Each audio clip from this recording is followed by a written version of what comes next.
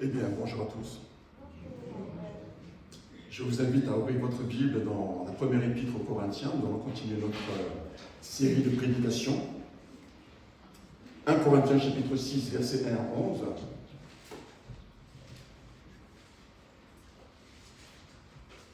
Encore un texte un peu dur. 1 Corinthiens chapitre 6, versets 1 à 11 que je vais vous lire. Quelqu'un de vous, lorsqu'il a un différend avec un autre, ose-t-il plaider devant les injustes et non devant les saints? Ne savez-vous pas que les saints jugeront le monde? Et si c'est par vous que le monde est jugé, êtes-vous indigne de rendre les moindres jugements? Ne savez-vous pas que nous jugerons les anges? Et nous ne jugerions pas, à plus forte raison, des choses de cette vie?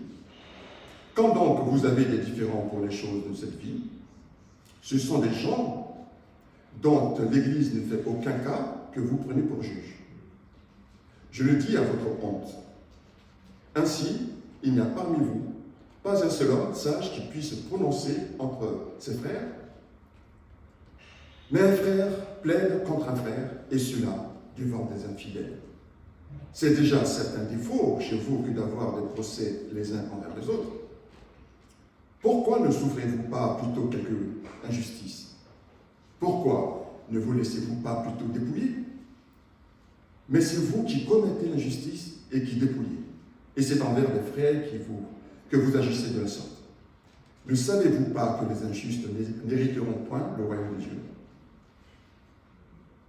Ne vous y trompez pas.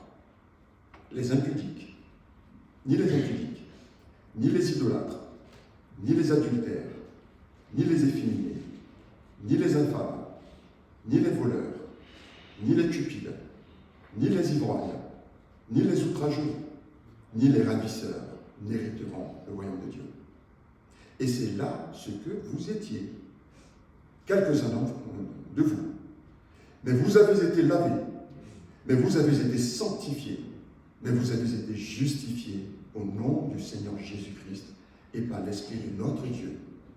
Prions. Seigneur notre Dieu, nous voulons encore ta parole devant nous ce matin. C'est ta parole. Nous voulons vraiment la recevoir, Seigneur, avec douceur.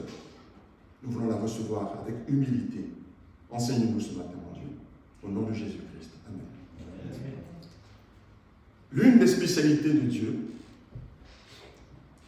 pour les lecteurs de la Bible, l'une des spécialités de Dieu, c'est de dévoiler le péché.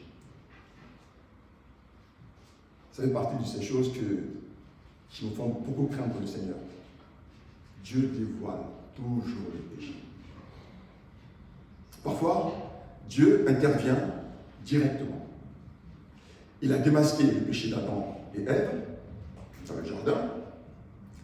Il a révélé le péché d'Akan dans le camp d'Israël. Vous connaissez cette histoire. Il a envoyé Nathan pour exposer le péché de David. Il a dévoilé le mensonge d'Ananias et de Saphira devant l'Église naissante. Mais il existe une autre manière par laquelle Dieu met le péché en lumière. Très souvent, Dieu n'a même pas besoin d'intervenir directement. Dieu nous laisse nous-mêmes révéler ce qui se cache dans notre cœur. Et vous savez comment il fait? Il nous laisse dans nos conflits. C'est par nos propres conflits qu'on se dévoile. C'est la situation dans laquelle l'Église de Corinthe était. Les conflits. C'est facile, même quand tout va bien, de faire le gentil, le spirituel. Mais quand il arrive les conflits, parce que malheureusement, il y aura des conflits. On est des êtres humains, il y aura des conflits. C'est une certitude. Quand il y a des conflits, quand il y a une injustice contre nous, et ça va arriver, quand il y a de l'opposition, quand même un frère ou une sœur nous insulte. Récemment, quand j'ai été témoin de ça, insulter une sœur.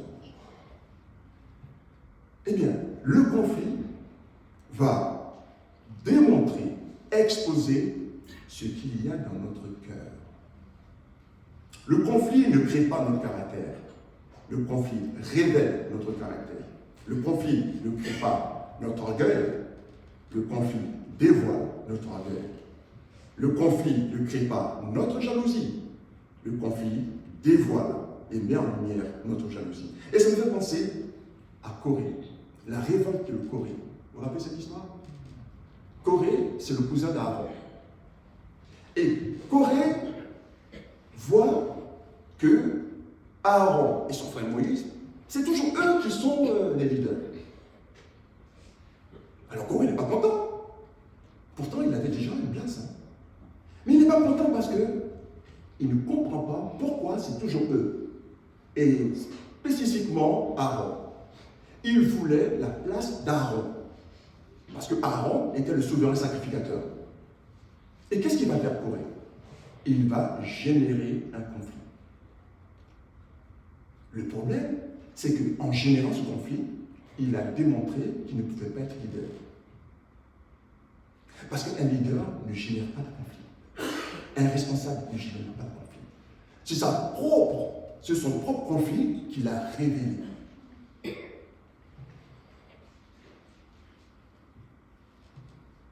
Le conflit a exposé la jalousie de Corée envers son cousin Aaron.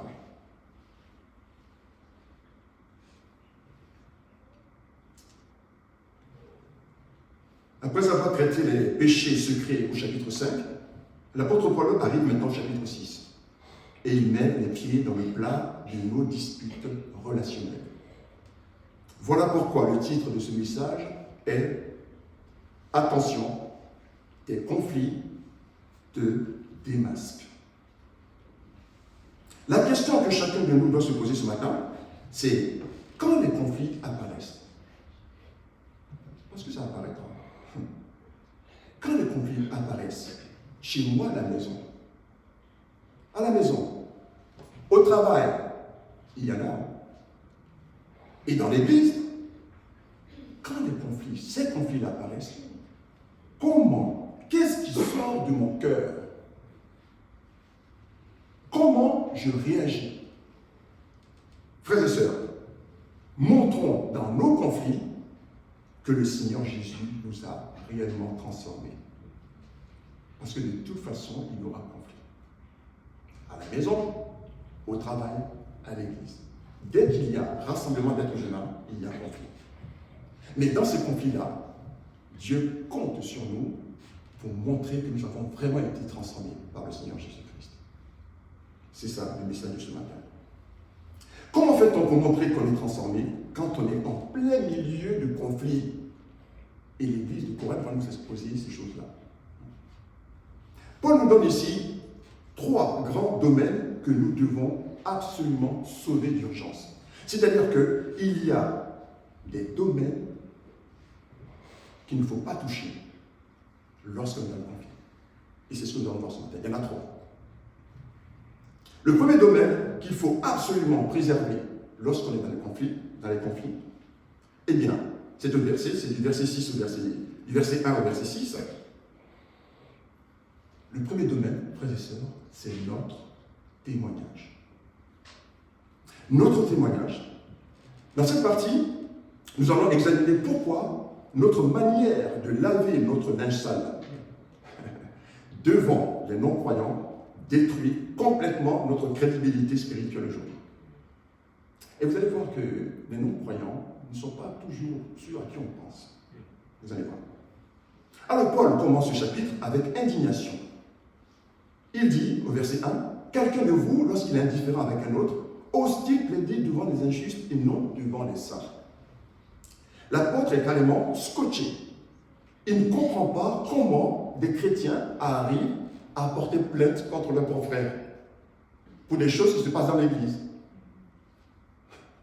Mais qu'est-ce qu'ils font? Des frères de la même Église, rachetés par le sang de Christ, qui prennent un avocat pour aller se battre devant les tribunaux. Alors quand je dis cela, peut-être que certains se disent, mais ça c'était à l'époque, et qui aujourd'hui fait cela? C'est pas faux, hein? très franchement, hein, depuis que je suis chrétien, ça fait 40 ans, j'ai jamais vu un frère faire ça. On est d'accord. Mais est-ce que cela ne nous arrive pas, lorsque nous sommes en conflit avec d'autres chrétiens, pour peut-être exposer notre problème sur les réseaux sociaux? J'ai vu ça. C'est peut-être les tribunaux d'aujourd'hui, les réseaux sociaux. Des chrétiens qui critiquent d'autres chrétiens sur les réseaux sociaux. Mais qu'est-ce que vous pensez que les croyants, les incroyants vont penser? De déballer comme ça nos affaires, notre linge sale. Hein? On lâche son linge sale en famille, les frères, les sœurs. On n'a pas à les exposer devant des gens. Il n'y a aucun intérêt à faire cela. Ou alors, ça peut être au travail. Il y a un frère dans l'église qui vous énerve tellement, une sœur, et vous allez l'exposer devant des gens au travail. Et vous pensez qu'il faut venir à Christ ces jours-là? C'est ce que Paul est en train de dire ici. Hein. Pendant la pause café. T'as vu le pasteur de notre église, là, vraiment. Il m'énerve. Et les actes des filles sont là. Oh, ah oui, allez, dis-moi. Et demain, vous allez évangéliser, c'est fini. Vous ne pourrez pas évangéliser. Ou une sœur qui va vous énerver, ou un frère. Hein? L'apôtre Paul dit, ne faites pas ça. N'allez pas exposer nos problèmes devant des inconvertis. Ne faites pas ça. Mais, ce que nous oublions souvent, les chrétiens, c'est qu'il y a des inconvertis parmi nous. Et quand on se comporte comme cela, qu'on se chamaille, qu'on a des conflits entre nous, il y a des gens qui sont là, vous pensez qu'ils sont sauvés, mais ils ne sont pas sauvés. Hein. Je ne parle pas forcément d'ici. Hein. Il y a des inconvertis dans nos églises qui veulent savoir vraiment si ce que nous croyons, nous y croyons vraiment. Et ils nous observent. Parfois, ce sont des gens qui sont là pendant des années et qui ne bougent pas, qui n'acceptent pas Christ et qui nous observent seulement. Et là, on donne un mauvais témoignage. Ce n'est pas forcément les gens qui sont à l'extérieur. Hein. Parfois, ils ne sont pas parmi nous.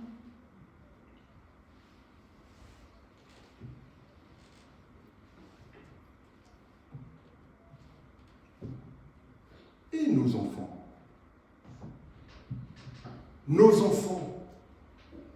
quand on est dans la maison et qu'on critique les frères et sœurs devant nos enfants, vous croyez qu'il se passe quoi dans la tête de l'enfant? Vous pensez qu'il va arriver à faire la part des choses?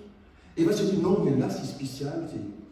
L'enfant, il voit, il se dit, ah oui, d'accord, c'est comme ça que ça se passe. Et vous ne comprenez pas pourquoi l'enfant ne vient pas au Seigneur. Et quand même il prétend être venu au Seigneur, il grandit mal dans sa foi. Parce qu'il n'a pas vu que ce que nous prêchons, nous le vivons réellement. C'est ça la réalité, je suis le papa. Il y a des choses qu'on ne fait pas. Il faut prendre sur soi. C'est comme quand papa critique maman devant les enfants, ou que maman critique papa devant les enfants. Qu'est-ce que ça va générer dans la tête des enfants, dans le cœur des enfants, dans leur vie? Il faut penser à ça. L'apôtre Paul dit, n'allons pas exposer nos problèmes devant ceux qui sont inconvertis. C'est une pierre d'achoppement pour eux.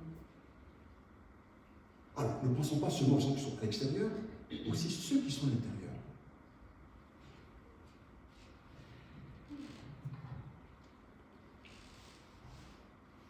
Alors Paul dit au verset 2, 3 et 5, « Ne savez-vous pas que les saints jugeront le monde? Ne savez-vous pas que nous jugerons les anges?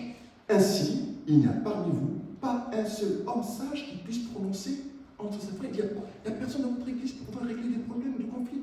Vous êtes obligé de l'exposer devant les inconvertis. » Oh là là, quand je préparais ce message, j'étais vraiment perturbé. J'ai eu honte en fait. Hein. J'ai eu honte de notre témoignage en général. Attention de ne pas exposer nos problèmes devant les inconvertis. Et puis vous allez juger les anges. Hein? Dieu vous prépare à toutes ces choses-là et vous n'êtes pas capable de régler des petits problèmes entre vous. Au point où ça prend des proportions. Vous avez vu comment ça se passait dans l'église de Corinthe? Il se passait des choses que même dans le monde on ne voyait pas. C'est ce que Paul dit. On ne voyait pas ces choses même dans le monde. Et c'est là, il faut se rendre compte que le chrétien est capable de choses pires. Il ne faut pas croire. Pas croire parce qu'on est né de nouveau qu'on ne pêche pas. On est capable du pire. Il suffit simplement de se laisser aller par la chair.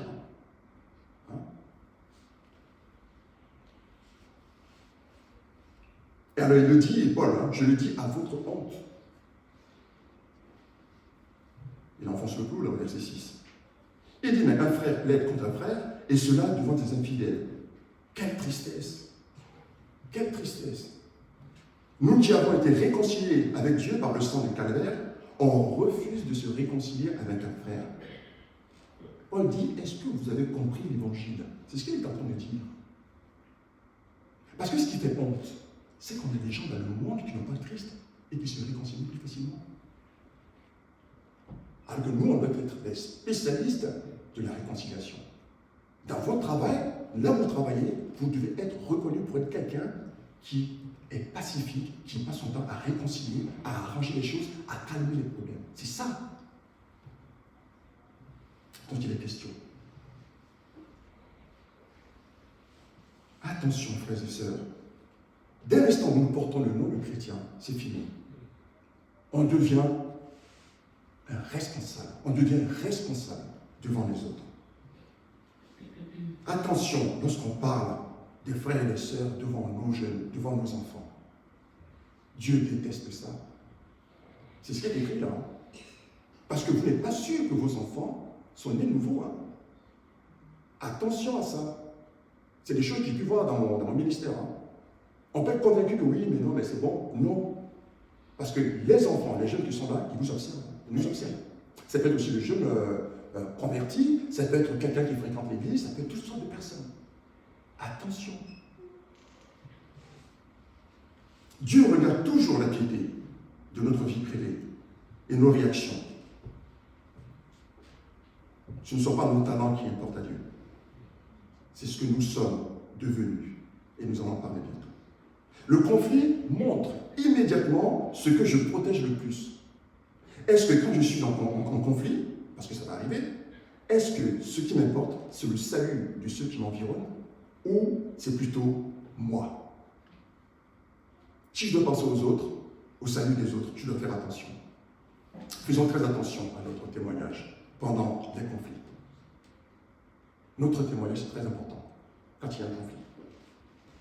Alors, le conflit ou les conflits mettent notre témoignage à nu.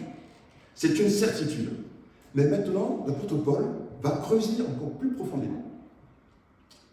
Il va aller directement dans notre cœur par ses paroles inspirées par Dieu pour toucher un autre domaine tout aussi important. Il y a notre témoignage et maintenant le deuxième domaine. Le deuxième domaine qu'il faut absolument préserver dans nos conflits, lorsque nous sommes en conflit, c'est notre humilité. Les versets 7 à 8. Dans cette deuxième partie, nous allons voir comment notre refus absolu de perdre, parce que c'est ça le problème, quand on est en conflit, on fait gagner. On fait gagner, quand même. Notre refus absolu de perdre, de céder ou de nous taire, met en lumière l'orgueil géant qui sommeille en nous. Nous sommes des êtres orgueilleux. L'apôtre Paul change maintenant de cible. Il ne parle même plus de ceux qui sont dehors, les inconvertis. Maintenant, il parle directement de ce qu'il y a dans notre cœur. Au verset 7. C'est déjà, certes, un défaut chez vous que d'avoir des procès les uns envers les autres, devant les inconvertis, bien sûr. Pourquoi ne souffrez-vous pas plutôt quelque injustice? Pourquoi ne vous laissez-vous pas plutôt dépouiller? Le mot ici, défaut, ce mot veut dire en réalité défaite. Une défaite, c'est une faillite spirituelle. Avant même de savoir qui a tort ou raison, parce que quand il y a un conflit, notre objectif c'est d'avoir raison. Peu importe la situation, tant que j'ai raison, même si celui qui est en face s'écroule, il est perdu ou pas, c'est pas mon problème. Il faut que j'ai raison. Voilà. Avant même de savoir qui a tort ou raison, l'apôtre Paul dit ici, vous avez tous les deux lamentablement perdu devant Dieu. Parce que personne ne cherche en réalité la gloire de Dieu. Chacun veut gagner. Ça existe dans les couples. Ben oui. craint comme cela. Hein? Les jeunes, là, les futurs mariés, c'est ça les couples, vous le savez. Entraînez-vous maintenant à ne pas toujours chercher à avoir raison pour que votre foyer marche. L'orgueil nous fait beaucoup de mal. C'est l'orgueil qui prend le contrôle dans le conflit. L'orgueil, c'est ce qui fait du mal à l'être humain depuis le tout début. Le premier péché vient de l'orgueil. Et le conflit expose l'orgueil. C'est parce que nous sommes orgueilleux qu'on ne supporte pas la défaite. Et comme on craint la défaite, même si on sait qu'on a raison, pardon, on sait qu'on a tort, on va tout faire pour trouver des arguments pour ne pas perdre la face. C'est un manque d'humilité. C'est un manque d'humilité. C'est dommage, parce que beaucoup de couples se sont écroulés comme ça. Beaucoup de parents se sont éloignés de leurs enfants de cette façon, à cause de l'orgueil. Beaucoup de copains, d'amis se sont éloignés à cause de l'orgueil, parce que chacun voulait avoir raison. Et beaucoup d'églises ont explosé parce que chacun veut avoir raison. Celui qui a raison dans le couple, dans l'église, c'est le Seigneur Jésus. Si nous recherchons toujours le Seigneur Jésus, comment dire ça, la validation du Seigneur Jésus, ça va marcher. Ça va marcher. La vieille nature qui est en nous déteste de perdre dans un conflit. Elle veut sa victoire. Elle veut avoir le dernier mot. Le dernier message WhatsApp qui va détruire l'autre. La dernière réplique qui tue.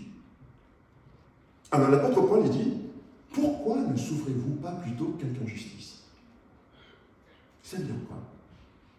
Ça veut dire, qu'est-ce que ça peut bien faire que vous supportez ou que vous subissez l'injustice? Et alors, c'est ce que ça veut dire. Ça fait quoi? Il y a où le problème? Parce que quand on supporte, ou bien quand on subit l'injustice, et qu'on est patient, un jour viendra où les choses seront révélées. Et là, vous serez encore plus, comment dire ça? Je n'ai même pas le mot pour ça. Hein? Et là, la personne se dira, waouh, donc il avait raison, elle avait raison, et puis elle n'a rien dit. Je vous assure, c'est beaucoup mieux que de revendiquer, j'ai raison, je fais toujours avoir raison. Parce que Dieu finit par dévoiler. N'ayez jamais peur de vivre l'injustice. Si vous êtes convaincu que vous avez vécu l'injustice, laissez faire Dieu. Un jour, on saura que vous avez raison. J'ai discuté avec une jeune sœur comme ça cette semaine par rapport à ça. Elle souffrait de ça, quelque chose s'est passé. Et tout le monde à l'église croyait que c'était elle qui avait tort. Et elle en souffrait.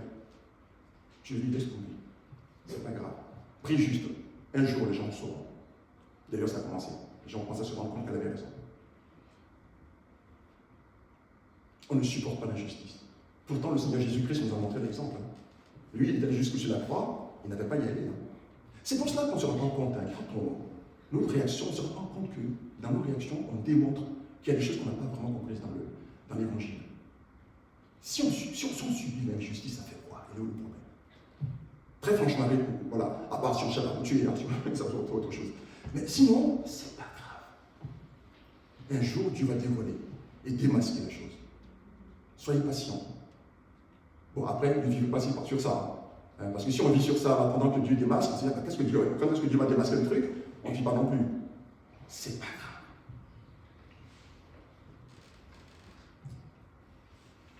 Le monde en 2026, notre époque, c'est bats-toi pour tes droits. C'est ça, hein, tout le monde veut ses droits.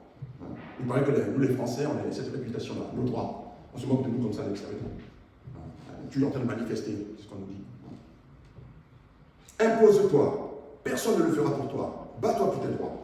Et peut-être que cette mentalité que nous avons reçue dans notre éducation, on ramène cette mentalité dans l'Église. Nos pensées ne sont pas ces pensées. Tout ce que nous sommes naturellement, Dieu n'en veut pas. Quelqu'un qui court après ses droits, j'ai raison, ces genres de choses, Dieu n'en veut pas. Parce que c'est lui qui gère tout. Et c'est un manque de foi que de ne pas y penser, de croire qu'on peut régler les problèmes par nous-mêmes. Si une première fois vous expliquez, ça n'a pas marché, laissez tomber. Et là, vous mettez à prier. Et vous allez voir comment Dieu agit. Lui, quand il agit, le Seigneur, c'est 1000 fois mieux que nous. laisse faire les choses comme cela, quand on ne court pas après ses droits, ça s'appelle de la maturité. Dieu veut qu'on soit des gens mûrs. Sinon, nous allons passer notre vie à avoir des problèmes. Parce qu'on veut à chaque fois avoir raison, et on n'a pas fini. Parce qu'en effet, on peut avoir raison, hein. Mais ce n'est pas important que ça se sache immédiatement.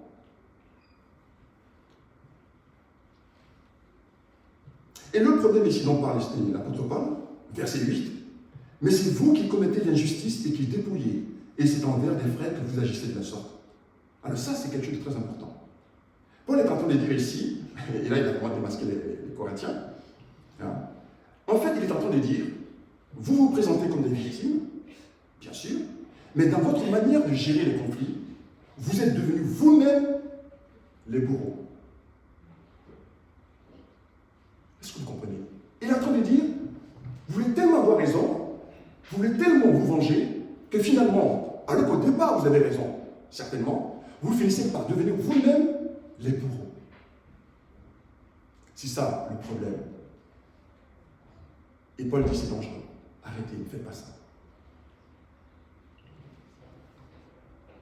Et c'est ça le problème des conflits qui ne sont pas réglés.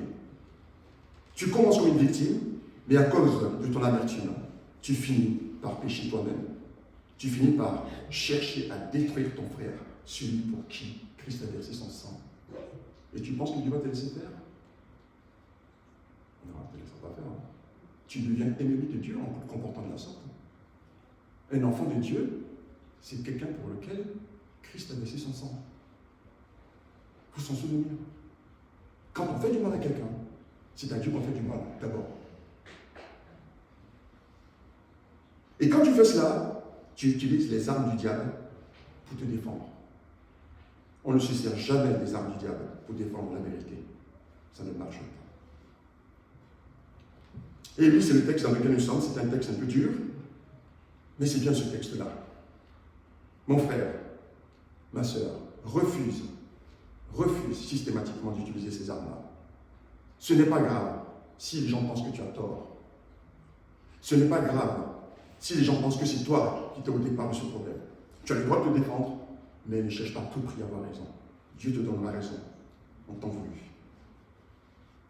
Ce que Dieu veut dans l'Église, ce sont des cœurs brisés, des cœurs humbles. Et c'est ça l'humilité. C'est tellement beau de voir quelqu'un, de découvrir après que cette personne qu'on croyait avoir tort, finalement elle avait raison. Et elle ne s'est même pas défendue, exactement comme son maître, le Seigneur Jésus.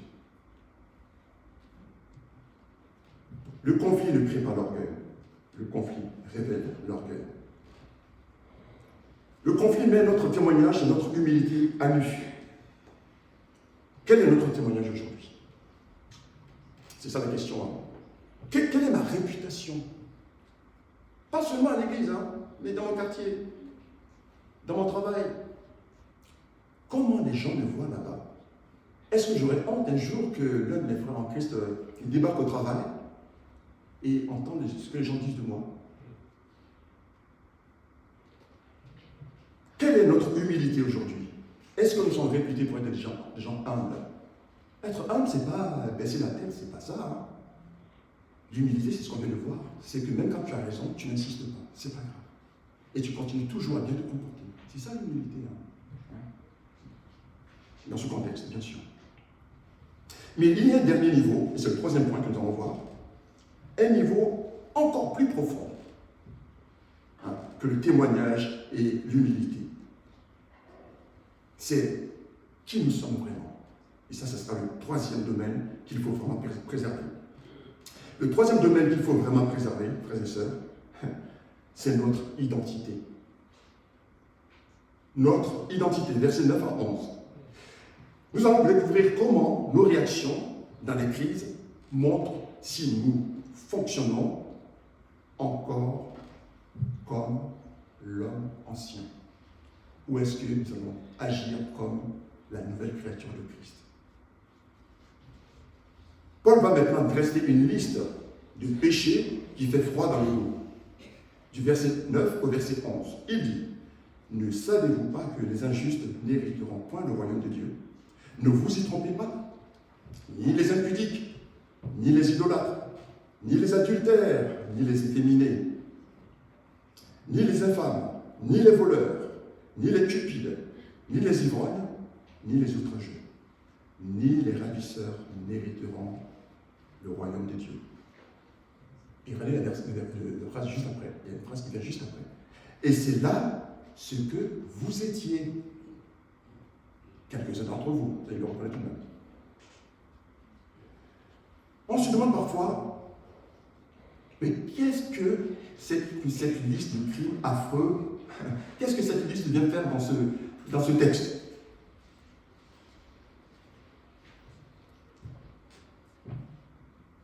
Regardez bien la liste de Paul. C'est presque fini. Il glisse subtilement au milieu des voleurs et des ivrognes deux péchés relationnels. Il parle des cupides, ceux qui sont prêts à détruire une relation pour de l'argent et ne pas aller plus loin, et les outrageux, c'est-à-dire ceux qui insultent, ceux qui blessent avec leurs mots, ceux qui calomnient dans les coulisses de l'Église, l'Église de Jésus-Christ. Éphésiens chapitre 4, versets 29 à 30 dit qu'il ne sorte de votre bouche aucune parole mauvaise, mais s'il y a lieu, quelques bonnes paroles qui servent à l'édification et communiquent une grâce à ceux qui l'entendent. Avant de venir au culte, frères et sœurs, préparons-nous. Avant d'aller au travail, préparons-nous. Avant de parler à notre épouse, de parler à notre mari, préparons-nous. Avant de parler aux frères et sœurs en Christ, préparons-nous. Seigneur, demain je serai à l'église. Ou tout à l'heure je serai à l'église. Je t'en supplie, Seigneur, qu'il ne sorte pas de ma bouche quelque chose qui puisse blesser quelqu'un. Je t'en supplie, Seigneur. Nous, on arrive à l'église. On s'assoit, comme ça, comme si on allait, je ne sais pas. Et puis, regardons cet homme qui sort de notre bouche des horreurs. Mais mes frères, on est fragile. On est naturellement lié au péché. On doit se préparer avant de rencontrer quelqu'un.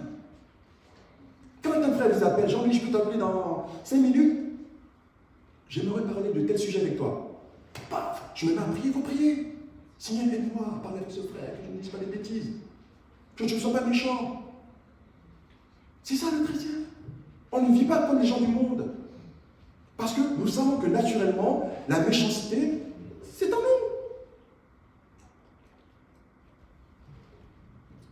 Et le verset 30 dit, n'attristez pas le Saint-Esprit de Dieu par lequel vous avez été scellés pour le jour de la rédemption. Parce qu'en le faisant, on attriste le Seigneur. Si tu te moques de ça, pose-toi des questions sur ta naissance, ta vraie naissance, ta nouvelle naissance en Christ. Parce que ça bouleverse le chrétien, ça, ce qu'on vient d'entendre. Normalement, chacun doit se dire, oh là là, Seigneur, je ne veux plus être comme ça. Je ne veux pas faire ça.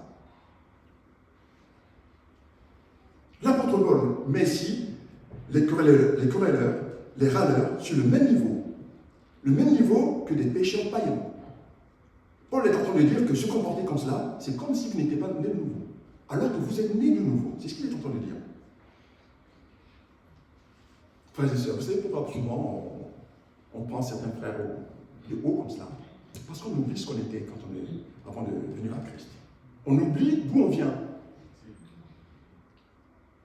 Il y a souvent, vous savez, c'est souvent les gens qui ont commis des péchés terribles qui ont tendance à s'en souvenir. Alors ceux qui n'ont pas fait, entre guillemets, humainement des horreurs, ils pensent qu'ils sont bien, ils sont formidables. Et donc, ils ne pensent pas à tout cela. Mais celui qui sait d'où il vient, souvent il est là, il dit, waouh, je viens de là et Dieu m'a sauvé. Il pense à ça régulièrement.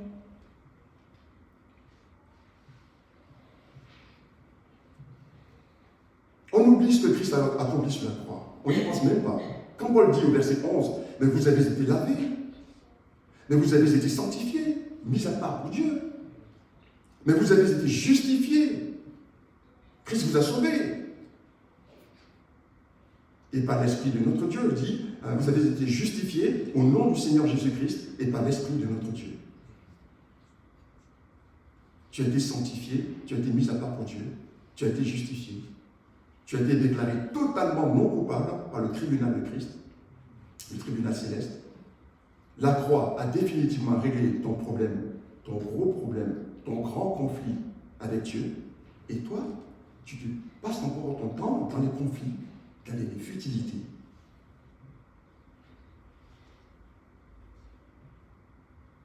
Frères et sœurs, restons simples. Restons simples. Nous portons le nom de Jésus-Christ. C'est une responsabilité immense. Le Saint-Esprit qui habite en nous n'est pas un esprit de division ou de dispute. C'est un esprit d'unité, un esprit de paix, un esprit de douceur. Être chrétien, ce n'est pas juste avoir une belle théologie baptiste. Je suis baptiste par conviction, j'en parle. Voilà. C'est surtout venir s'asseoir sur... c'est surtout se tourner